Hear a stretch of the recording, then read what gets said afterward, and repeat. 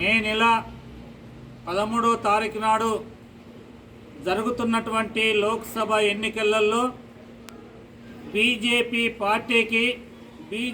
Party RSS దాని అనుబంధ సంస్థలైనటువంటి NDA కూటమిని ఓడించాలని చెప్పి మా సిపిఐఎంఎల్ ప్రజాపంత పార్టీ పిలుపునిస్తున్నది.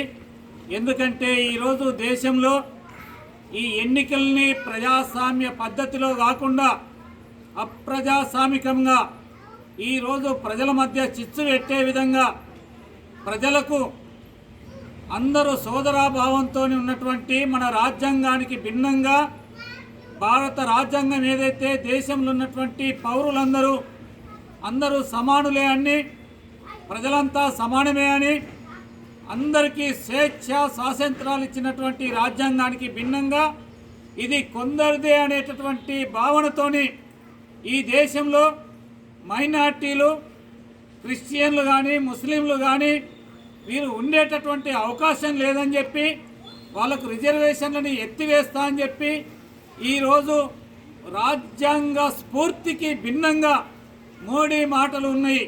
అందుకని ఇది చాలా అత్యంత దారుణమైనటువంటిది, మన ప్రజాస్వామ్యానికి భంగం కలిగించేటటువంటిది.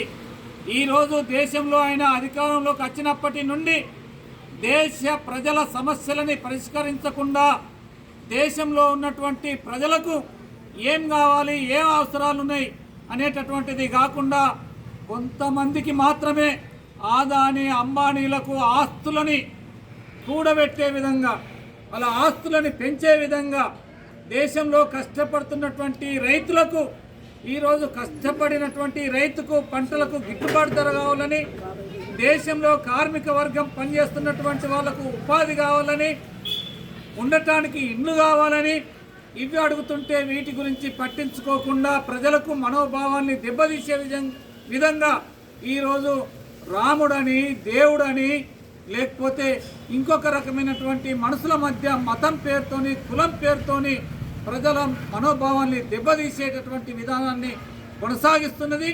రేపు బీజేపీ కనుక మళ్ళీ గెలిస్తే ప్రజల మనుగడకు, ప్రజాస్వామ్యానికి పెద్ద ప్రమాదం ఏర్పడుతుంది.